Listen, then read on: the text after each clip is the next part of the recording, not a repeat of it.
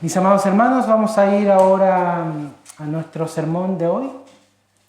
Los invito a abrir las Escrituras en el libro del profeta Ageo.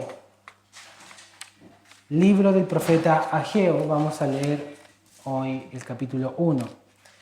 ¿Y dónde está Ageo, pastor? Buena pregunta. Está al final del Antiguo Testamento. Ustedes saben que el Nuevo Testamento empieza Mateo, ¿no? Lucas, Marcos, Lucas, Juan. Bueno, al final del Antiguo Testamento, el último libro es Malaquías, antes de Malaquías está Zacarías y antes de Zacarías está Ageo. Es el antepenúltimo libro del Antiguo Testamento. Uno de los últimos profetas, de hecho, que tuvo Israel. Y hoy día empezamos esta nueva serie que esperamos que dure por febrero. Muy probablemente el primer domingo de marzo también vamos a terminar con esta serie. Pero acabamos de terminar la serie de Hechos, ¿cierto? ¿Les gustó Hechos? Amén. Ahora vamos a ir al profeta Ageo, que tiene un mensaje muy contingente también para nosotros. Así que vamos a leer la palabra de Dios, nos vamos a poner en pie una vez más para, en reverencia, leer la santa palabra del Señor. La leemos todos juntos, ¿ok? Para que vayamos poniendo atención también en la lectura. Es todo el capítulo 1, versículos 1 al 15. Esta es la palabra de Dios, palabra de vida. Amén. Dice así la palabra del Señor.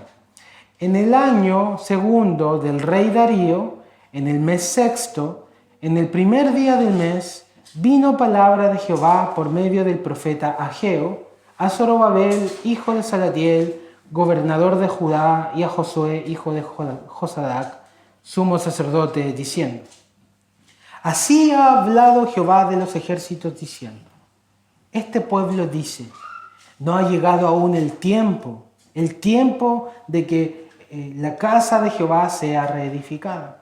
Entonces vino palabra de Jehová por medio del profeta Ageo, diciendo: Es para vosotros tiempo, para vosotros, de habitar en vuestras casas artesonadas, y esta casa está desierta. Pues así ha dicho Jehová de los ejércitos: meditad bien sobre vuestros caminos. Sembráis mucho y recogéis poco, coméis y no os saciáis, bebéis y no quedáis satisfechos, os vestís y no os calentáis, y el que trabaja jornal recibe su jornal en saco roto. Así ha dicho Jehová de los ejércitos: meditad sobre vuestros caminos. Subid al monte y traed madera y reedificad la casa, y pondré en ella mi voluntad y seré glorificado, ha dicho Jehová. Buscáis mucho y halláis poco. Encerráis en casa y yo lo disiparé en un soplo. ¿Por qué? Dice Jehová de los ejércitos. Por cuanto mi casa está desierta y cada uno de vosotros corre a su propia casa. Por eso se detuvo de los cielos sobre vosotros la lluvia, y la tierra detuvo sus frutos, y llamé la sequía sobre esta tierra, y sobre los montes, sobre el trigo, sobre el vino, sobre el aceite, y sobre todo lo que la tierra produce, sobre los hombres y sobre las bestias, y sobre todo trabajo de manos.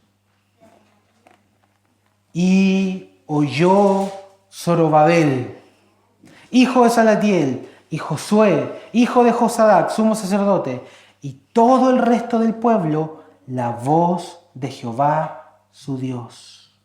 Y las palabras del profeta Ageo, como le había enviado Jehová su Dios. Y temió el pueblo delante de Jehová. Entonces Ageo, enviado de Jehová, habló por mandato de Jehová al pueblo, diciendo: Yo estoy con vosotros, dice el Señor. Y despertó Jehová el espíritu de Zorobabel, hijo de Salatiel, gobernador de Judá, y el espíritu de Josué, hijo de Josadac, sumo sacerdote, y despertó el espíritu de todo el resto del pueblo. Y vinieron y trabajaron en la casa de Jehová de los ejércitos en el día 24 del mes sexto, en el segundo año del rey Darío. Amén. Oremos al Señor por su iluminación. Padre, una vez más, ante tu presencia pedimos la asistencia de tu Espíritu Santo para que abra nuestros ojos, enternezca nuestros corazones, abra nuestros oídos y podamos escuchar y obedecer tu palabra. Despierta nuestro espíritu, así como despertaste el espíritu de Zorobabel, de Josué y de todo el pueblo. Ten misericordia de tu pueblo, ten misericordia de tu iglesia. Por Jesús oramos. Amén. Tome asiento, mi querido hermano.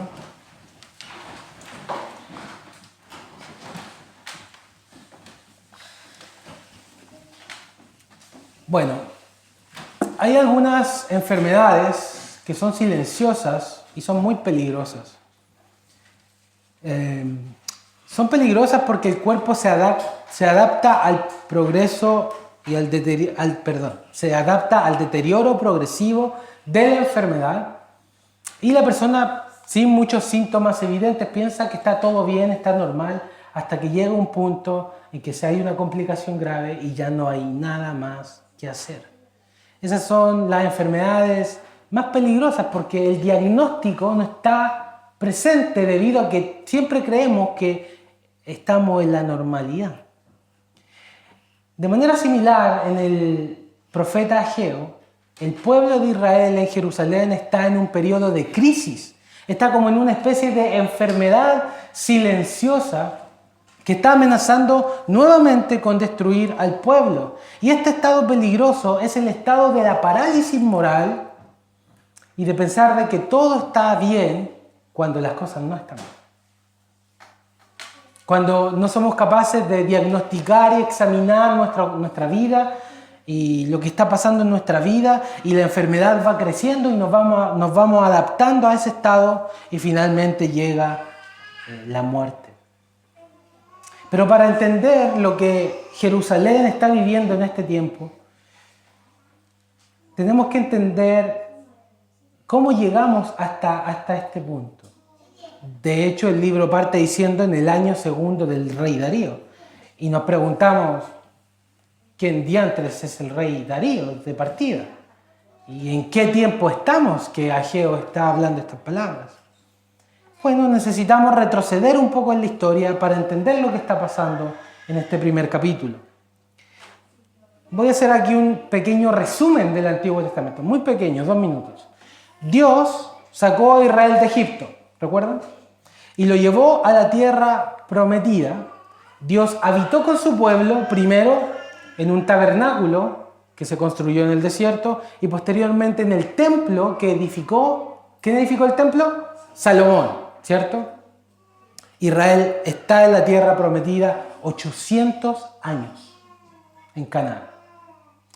¿Qué pasó en estos 800 años? Bueno, pasaron muchas cosas.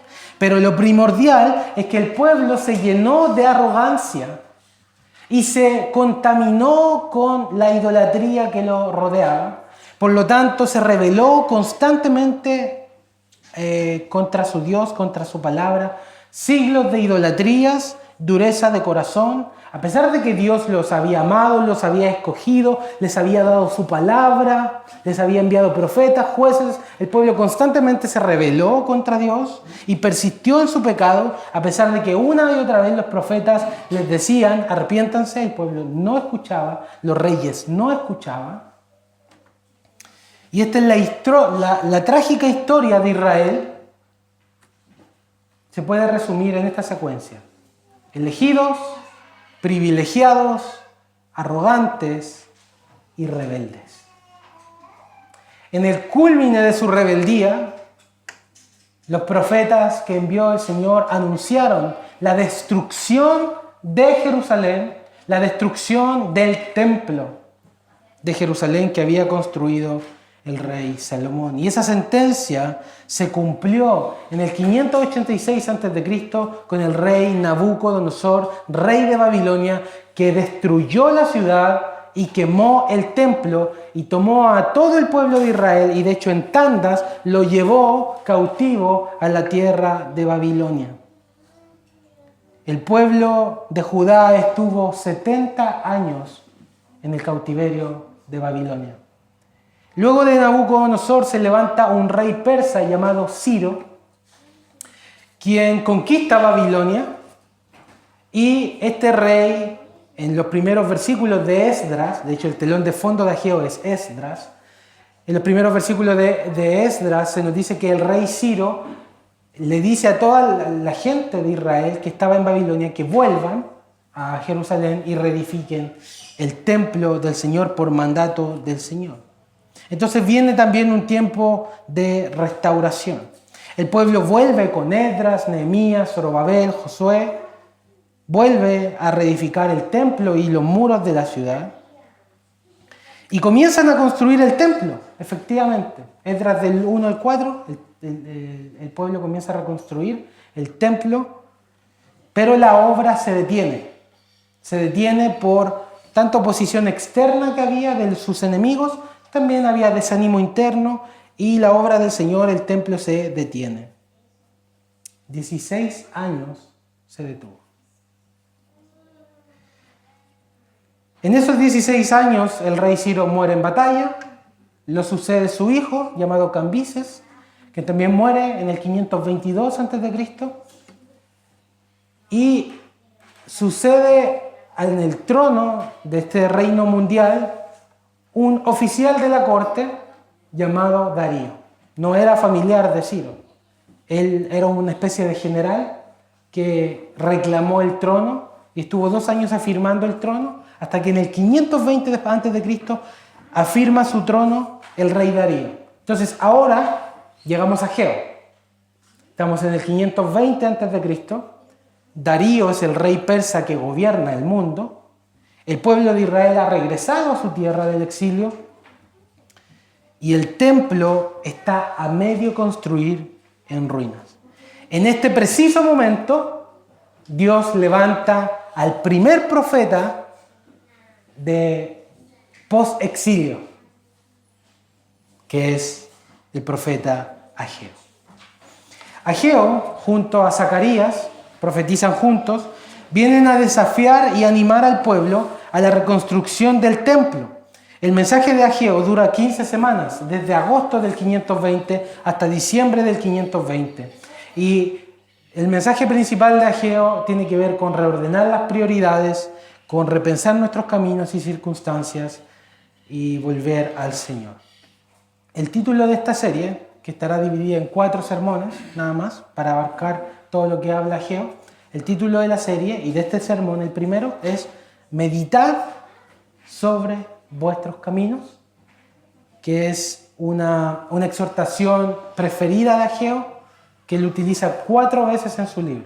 4 veces le dice al pueblo, meditad sobre vuestros caminos, meditad sobre vuestros caminos, meditad, meditad. Y la estructura de este primer capítulo la dividí en nada más 2 partes. 1, Ageo desafía al pueblo, un poco que hay una reprensión, y después los anima con palabras de esperanza. Entonces el desafío está en los versículos 1 al 11 y las palabras de esperanza y ánimo de los versículos 12 al 15. ¿Bien? Entonces así ya sabemos dónde estamos, ¿no? Sabemos dónde estamos parados, quién es Ageo y a quién Ageo le va a hablar. Entonces, en este estado que yo te decía de parálisis espiritual, esta enfermedad silenciosa de la negligencia, del estado natural de las cosas, Dios quiere hablar a su pueblo y levanta a Ageo como un embajador que viene de parte de un rey. Y la imagen de Dios en el profeta Ageo es la imagen de este rey glorioso rodeado de ejércitos. De hecho, muchas veces se repite la palabra Jehová de los ejércitos, que en el original es Yahvé Sabaoth, ¿no? El Señor de los ejércitos, donde quiere que pensemos en el Señor como un rey rodeado de ejércitos celestiales, de carros, de caballos, de ángeles, millones y millares, y el rey está hablando. Entonces cuando el rey habla, el pueblo escucha. Y Dios levanta entonces a Ageo para hablar al liderazgo de Israel y para hablar al pueblo. Entonces, ¿a quiénes son? A quienes Ageo se dirige, lo dice el primer versículo. Zorobabel, el gobernador de Judá, que a propósito Zorobabel significa nacido en Babilonia o simiente de Babilonia, es alguien que nació en el cautiverio. Y Zorobabel es un descendiente de los reyes de Israel, del rey Joaquín. Le habla al sumo sacerdote, el poder religioso Josué, hijo de Josadac, y también a todo el pueblo. Versículo 2, así ha hablado Jehová Sabaoth, así habla el Señor de los ejércitos, y aquí comienza la exhortación, el desafío para el liderazgo y el pueblo de Israel. Versículo 2. Este pueblo dice, no ha llegado aún el tiempo de que la casa de Jehová sea reedificada. El pueblo tenía este dicho, estas excusas, y decía, todavía no ha llegado el tiempo, aún no, todavía no. Ahora no es el tiempo de reconstruir el templo del Señor. Ustedes, como bien saben, yo estuve en México. Y en México me llamó mucho la atención que ya está oscuro a las 6 de la tarde. Y luego volví acá, y acá está oscuro a las 9:30. ¿No? Se pone el sol muy tarde. Y ha pasado un efecto interesante en mis hijos, que se acuestan entre 7:30 y 8 de la tarde, en que ellos tienen una rutina para irse a dormir, entonces ya comenzamos la rutina y empezamos a prepararlos para que vayan a la cama. Y mi hijo mayor me queda mirando en estos días y me ha dicho, papá, todavía no, es hora de dormir. Todavía no, me dice. Y yo le digo, ¿por qué, hijo? Y me dice, porque mira, está de día. Está de día, pues no se ha escondido el sol, no es hora de dormir. Todavía no, papá. Y yo le digo, hijo, pero yo quiero que te duermas, es lo que es bien para ti, para que duermas. Me dice, no, todavía no es el tiempo. El pueblo estaba diciendo, todavía no, Señor. No es el tiempo de edificar tu casa. Todavía no ha llegado el momento. Ellos plantearon excusas. El tiempo en que Ageo está profetizando es el tiempo de la cosecha, entre agosto y septiembre. Entonces podemos imaginar al pueblo decir, ¿cómo podremos cosechar y al mismo tiempo reedificar? Señor, ¿acaso no ves todos los desafíos que tenemos, todos los recursos que tenemos que invertir? ¿Está bien gastarnos y gastar todo lo que tenemos en esta obra? Mejor, por ahora no. Todavía no, Señor. No es el tiempo. Después, más rato voy a hacer tu voluntad. Ahora no. Durante 15 años no fue la prioridad del pueblo. Pero el Señor conoce nuestras excusas. El Señor conoce lo que decimos, lo que pensamos, y aún más en profundidad, el Señor conoce la realidad que hay detrás y que se asoma cuando Él derriba todas nuestras excusas. Así que el Señor comienza a razonar con el pueblo y comienza a confrontar también al pueblo. Y aquí viene esta parte, confrontados con su palabra. El Señor expone su falsa prioridad y les dice, así que no es el tiempo. El pueblo está diciendo, no, todavía no es el tiempo. Y el Señor les dice, ¿no es el tiempo? Y le hace una pregunta. Entonces, ¿de qué es tiempo? Si no es el tiempo para hacer mi voluntad, entonces, ¿de qué es el tiempo? Es tiempo para vosotros, versículo 4. Es tiempo para vosotros de habitar en casas artesonadas y mi casa está desierta, dice el Señor. Y es interesante esa doble repetición de la palabra vosotros en el versículo 4, que a nosotros nos parece extraño porque está repetido 2 veces esa palabra vosotros. Es para vosotros tiempo, para vosotros, es raro eso en español. Uno dice, es para vosotros tiempo nada más, ¿no? De reedificar, bla, bla. Pero repite 2 veces para vosotros, para vosotros. ¿Por qué hace eso? En el original este es un hebraísmo de énfasis, como si Dios estuviera diciendo, no hay tiempo para mí, pero hay tiempo para ustedes. Sí, para ustedes. Ahí sí hay tiempo. Ahí sí es el tiempo adecuado. ¿No hay tiempo para mi casa en ruinas?, le dice el Señor al pueblo de Israel. Pero hay tiempo para sus casas artesonadas. Las casas artesonadas, si no sé, nadie está vinculado acá con la arquitectura, ¿cierto? El artesón es una figura arquitectónica que es como un cuadrado, que incluso se utiliza como para usar, es como una...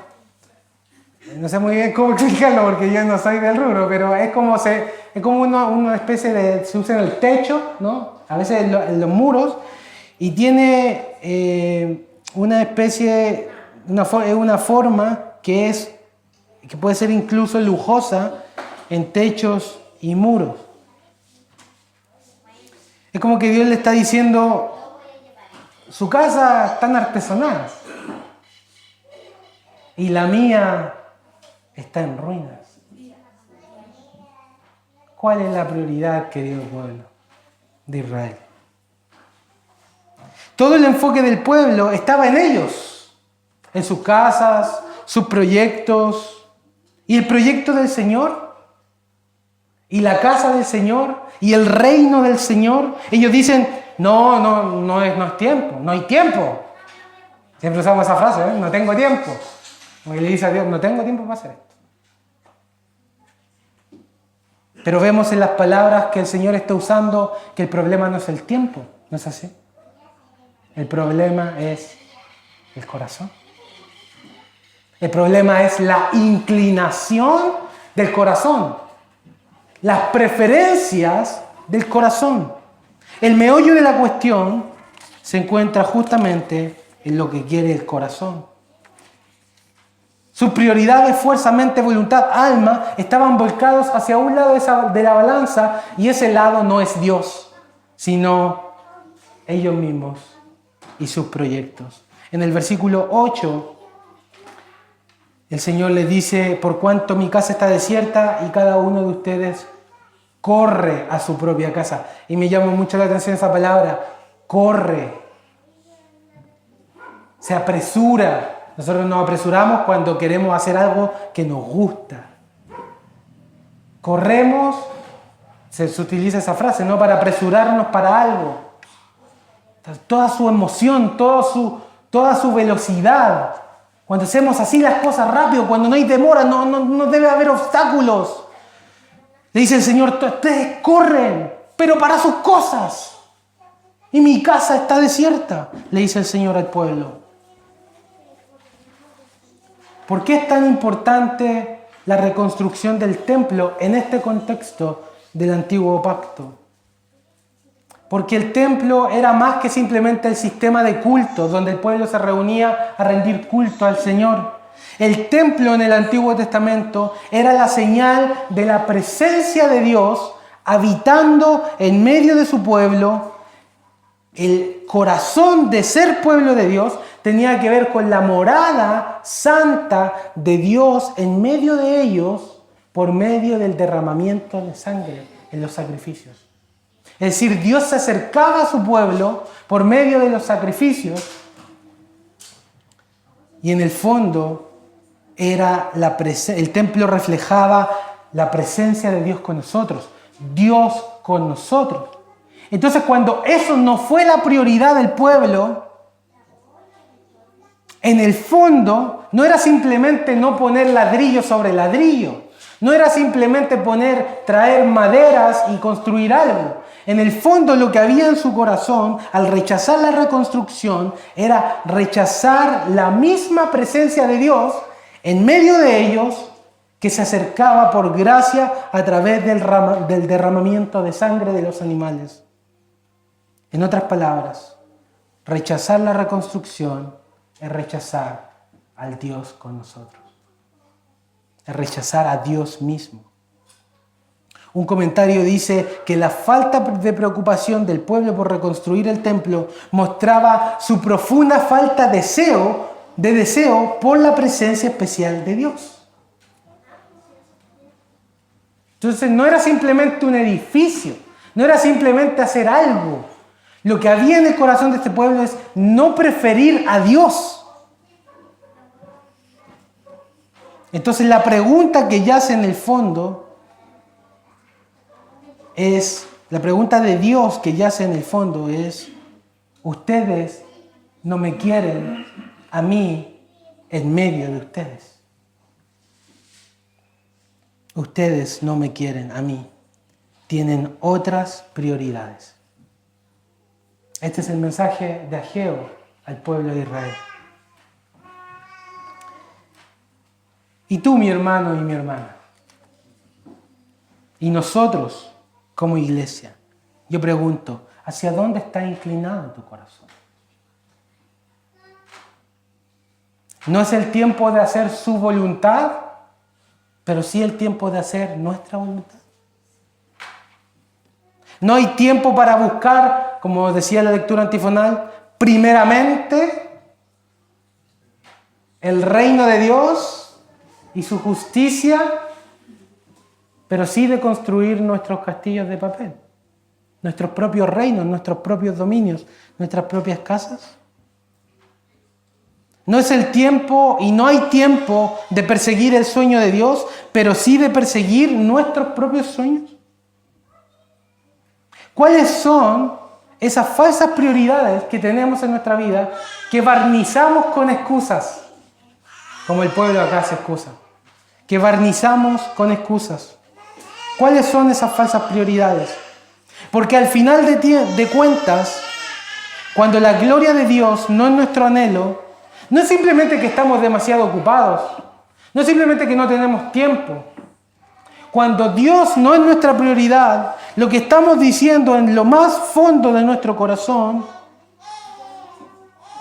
es que no le deseamos a Él. No queremos su presencia. No nos importa su reino. Rechazar su reino es rechazar al Rey. Entonces lo que usted más haga en su día a día revelará dónde está su tesoro. Lo que usted más hable y diga en el día a día revelará lo que está en su corazón. Porque así está escrito. De la abundancia de la boca.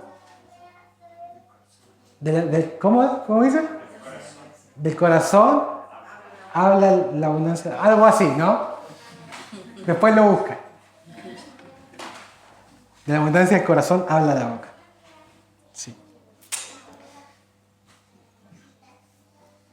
Y fíjense que cuando otras cosas son nuestras prioridades, esta es una enfermedad silenciosa.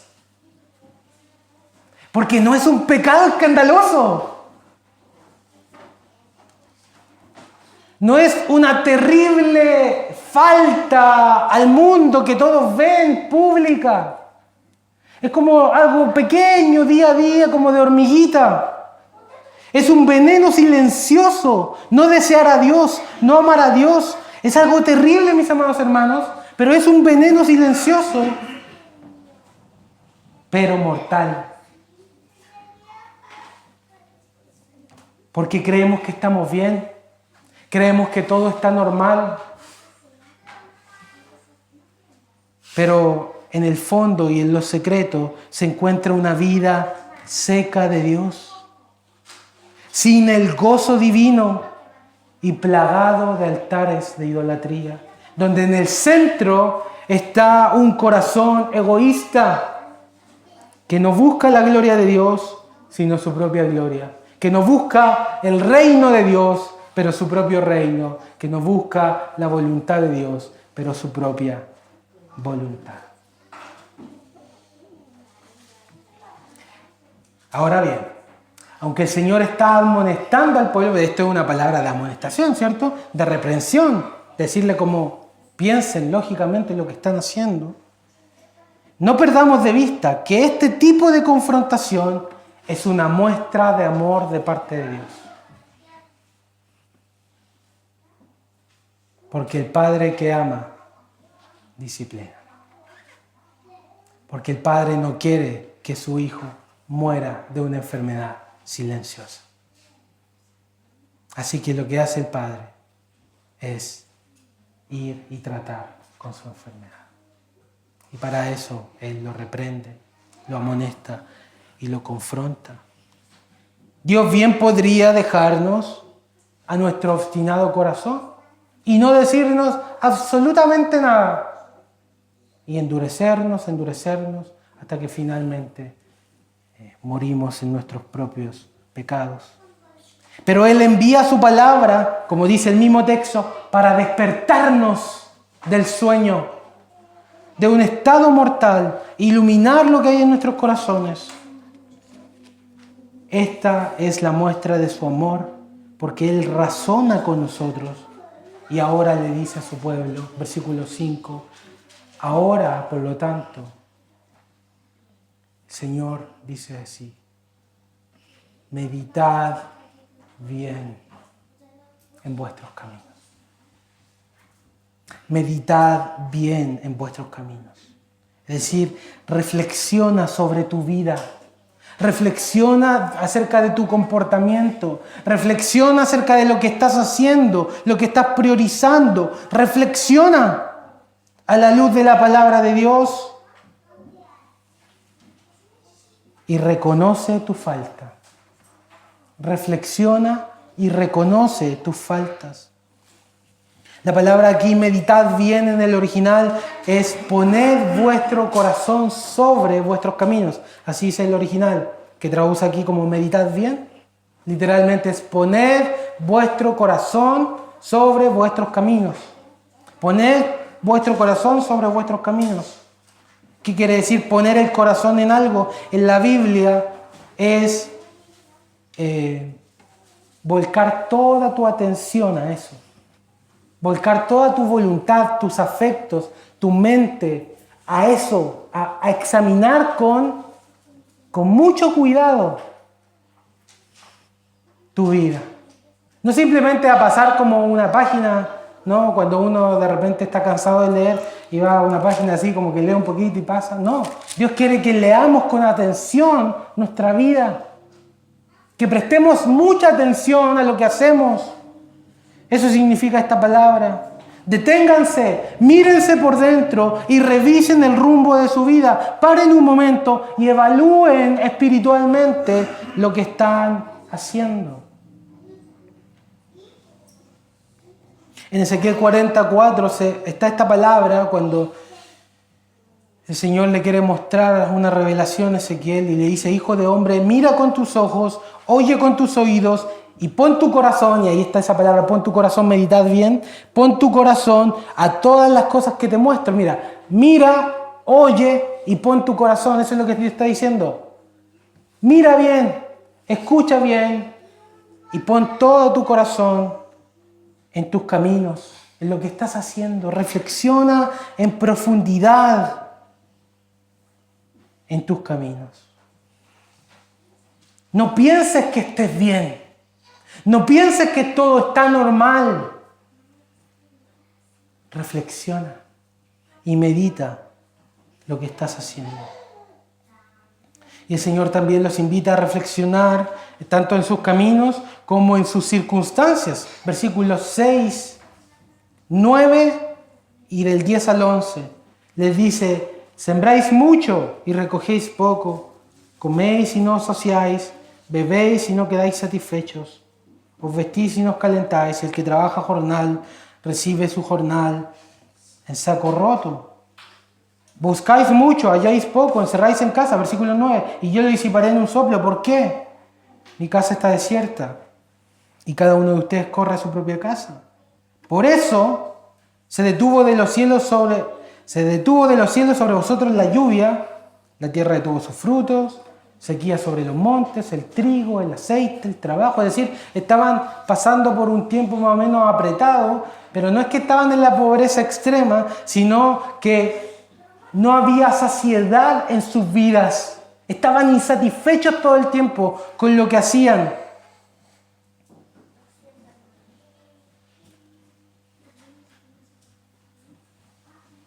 El Señor les dificultó la vida.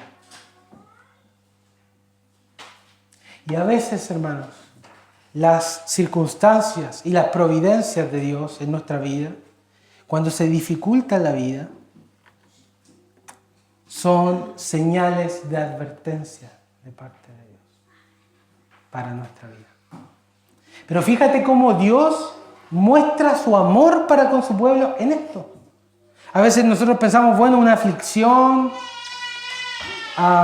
una dificultad, sembrar mucho, recoger poco, parece que trabajo y no recibo el fruto de mi trabajo, tengo mucha insatisfacción, pero Dios está mandando rayos y relámpagos de su voz para que prestemos atención, meditemos en nuestra vida. Y fíjense que todas las cosas que comentan estos versículos, versículos 6, 9, 10 y 11, eso de sembrar mucho, segar poco, etc., en el contexto del Antiguo Testamento son las maldiciones de Deuteronomio 28.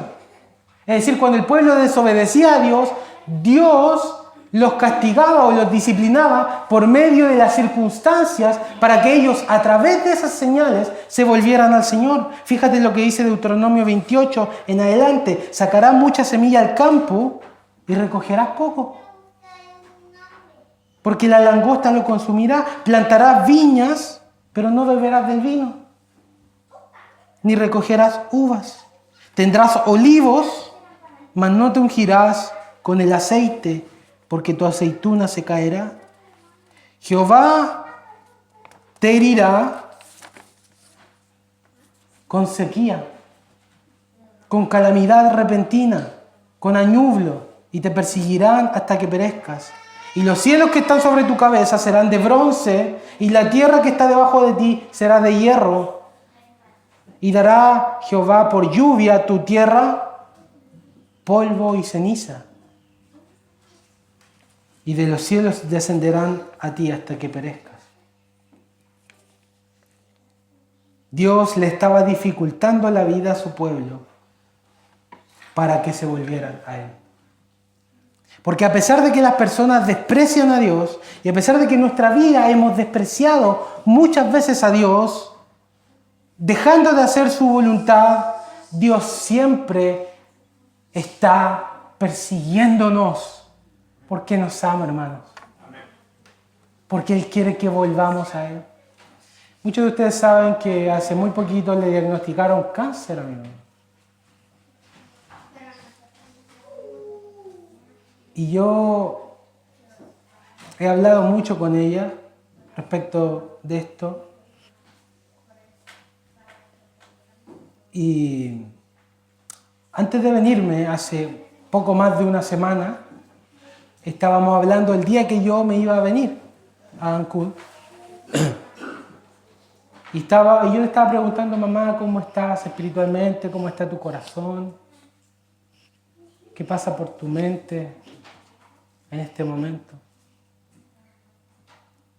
Y sus palabras me sorprendieron. Ella me dijo lo siguiente, y yo creo que no cualquiera, sino alguien solamente que el Espíritu Santo está trabajando en su corazón. Alguien así puede decir algo así. Ella dijo, hijo, el cáncer es lo mejor que me pudo haber pasado. Porque me hizo volver a Dios. Dios usa esas cosas, hermanos. Dios usa esas cosas. Él mueve la providencia, Él envía aflicción, envía hambre, tiempos difíciles, como señales de advertencia, gritándonos desde los cielos, vuelve a mí. Y Ageo se refiere aquí a estas necesidades básicas y el pueblo se sentía insatisfecho con lo que hacía. En palabras de Thomas More, él escribió, los eventos de la vida son jeroglíficos en los cuales Dios registra sus sentimientos hacia nosotros. El pueblo no tenía satisfacción, a pesar de que tenía cosas. Dios no le estaba dando la capacidad de disfrutarlas. Había comida, pero ellos querían más comida, de muy poco. Había vino, había bebida, pero había muy poco. Había vestido, pero ellos querían más. El terrible gusano de la codicia estaba en ellos. La falta de contentamiento. Y Dios estaba trabajando a través de eso en ellos. La gente quería más, pero no estaban felices, no estaban satisfechos. Tenían bienes, pero el bien de la vida les era esquivo y no estaban felices. Entonces Dios dice, medita bien en lo que te está pasando. Piensa, reflexiona, pon tu corazón en tus caminos y en tus circunstancias. Ponga atención a lo que le está pasando. En palabras de C.S. Lewis, en su famoso libro El problema del dolor, él escribió, Dios susurra en nuestros placeres, habla a nuestra conciencia, pero nos grita a través del dolor. El dolor es el megáfono de Dios para despertar a un mundo dormido. Dios nos habla a través de las circunstancias y a través de las aflicciones para invitarnos a reflexionar. Así que Dios te está hablando por jeroglíficos y Dios te está diciendo, vuelve a mí, tu felicidad se encuentra en mí. Esta es la primera parte, la parte de la reprensión, del desafío de Dios para su pueblo. Principalmente en estas palabras, meditad sobre vuestros caminos. Y el pueblo y su liderazgo reacciona a lo que Dios les dice. Desde el versículo 2. Y oyó Zorobabel. Y esa palabra me encanta. Porque ese oyó es el Shema hebreo. Oye Israel, Jehová tu Dios, Jehová una vez. El oír en el hebreo no es simplemente escuchar algo. Como de repente que tú escuchas algo y se te olvida al instante. Sino que es el escuchar para obedecer. Es un escuchar como con la disposición de obedecer. Es como cuando un niño te ama tanto que te queda mirando y dice, papá, ¿qué quieres que haga? ¿Cómo te puedo servir? Ese es el oír hebreo. Es un oír para obedecer. Y dice que Zorobabel, Josué y el pueblo oyeron la voz del Señor. Ellos no dijeron simplemente, este profeta está hablando de su propia cuenta, sino que a través de sus palabras ellos vieron que Dios los estaba llamando, de que Dios los estaba llamando de su vida egoísta a servirle a Él.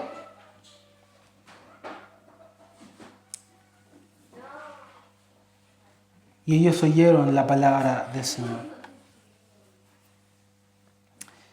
Y dice ahí el texto que el Señor despertó, versículo 14, el espíritu de Zorobabel, hijo de Salatiel, y también despertó, y lo repite varias veces, Zorobabel, Josué y el pueblo, y los despertó. Finalmente, el único que puede despertar nuestros corazones a volvernos de nuestras falsas prioridades y buscar la voluntad de Dios, la gloria de Dios y el reino de Dios, es Él mismo, que lo debe hacer en nosotros.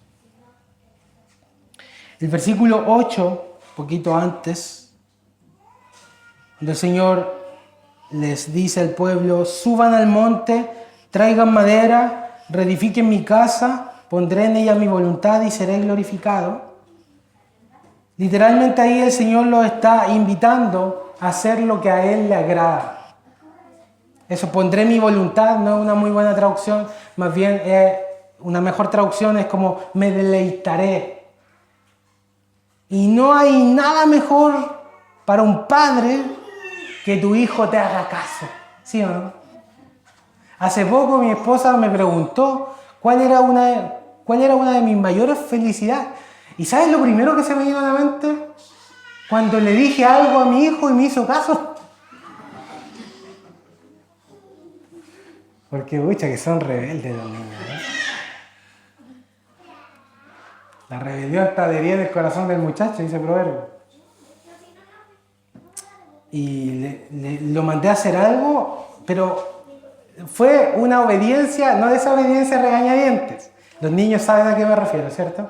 Cuando no quieren hacer algo, pero lo tienen que hacer porque Papá manda, mamá manda, y van a regañadientes a hacerlo. Ya, mi hijo no me obedeció de esa forma, sino que me quedó mirando y me puso una cara tan angelical y se quedó reflexionando en lo que le dijo. Y dijo, ok papá, voy. Y fue, lo hizo, y me sentí tan contento de eso, tan feliz. Y de hecho lo abracé, parece que era la primera vez que me obedecía. No fue hace mucho. Y le dije, hijo, estoy orgulloso, le dije. Estoy orgulloso de ti, le dije. Yo me equivoqué porque no le debía haber dicho eso. Le debía haber dicho, Dios está obrando en tu corazón. Pero estaba tan emocionado que me sentí súper orgulloso de él. Le dije, hijo, estoy muy orgulloso de ti. Gracias, hijo, te amo, le dije. Y ahora anda diciéndole a todos que lo ama porque le dije que lo amaba. Bueno, en fin.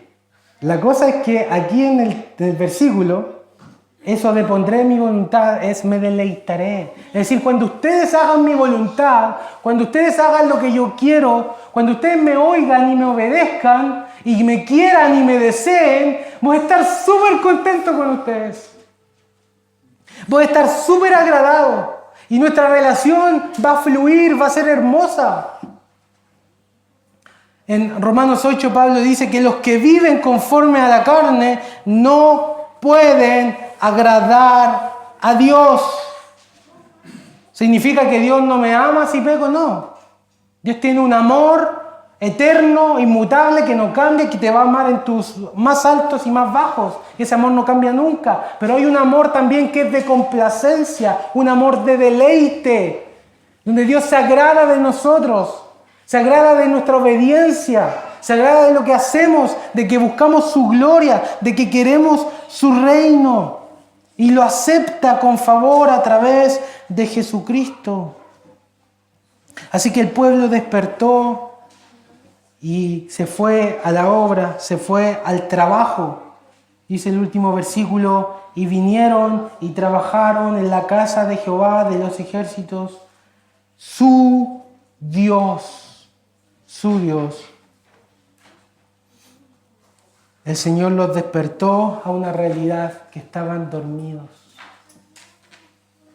Pero el Señor los despertó. Pero el Señor es un padre. Mira, si tú quieres saber cómo ser padre, lee tu Biblia y ve cómo es el carácter de Dios.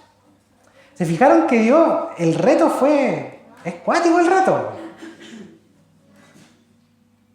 Es fuerte. ¿De qué es tiempo entonces? ¿De construir sus casas artesonadas? ¿Y mi casa está desierta? Pero ahora fíjense en las palabras del versículo 13. Entonces Ageo, enviado de Jehová, habló por mandato de Jehová al pueblo diciendo, yo estoy con vosotros, dice Jehová. ¿Cuántas palabras? ¿Cuánto ánimo? ¿Cuánto consuelo hay en estas palabras? Decirle, lo que ustedes van a hacer, no están solos. Yo estoy con ustedes.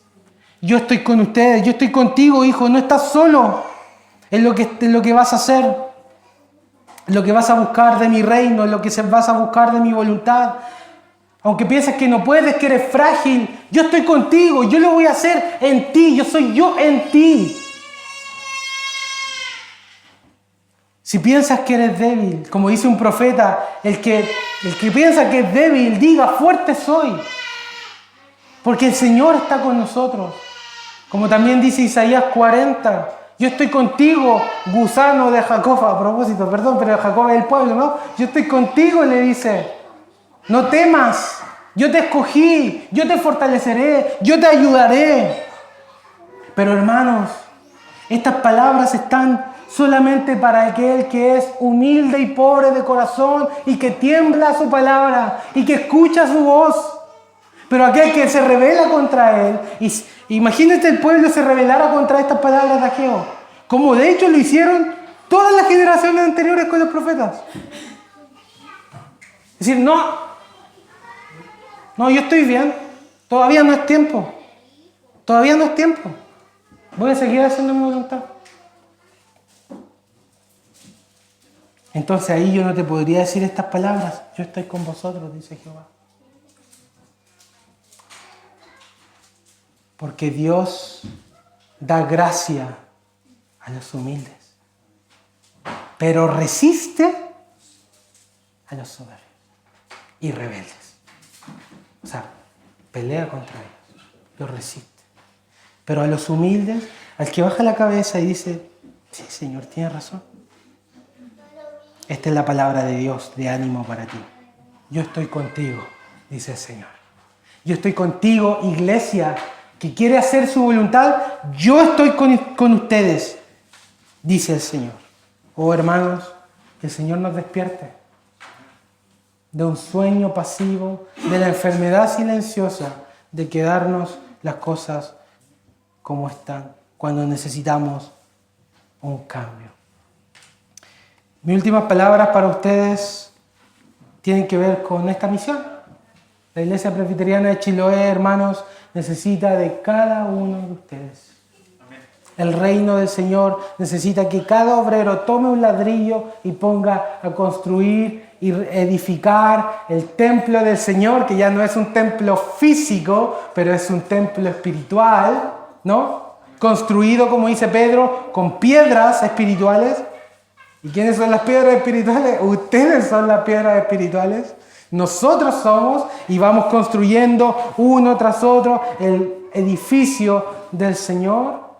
Y la piedra del ángulo es Jesucristo mismo.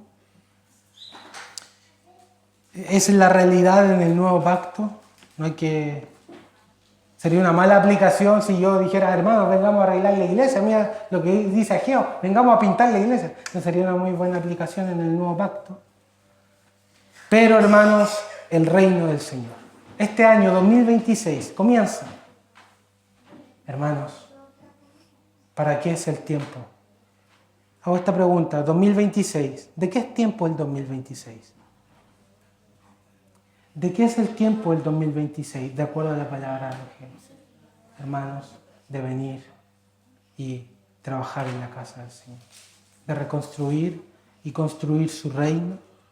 De querer su voluntad y buscar su gloria. De eso es el tiempo, hermanos. Ese es el mensaje de Ageo para hoy, para nosotros. Meditemos en nuestros caminos y oremos al Señor reflexionando todo esto. Oremos, hermanos.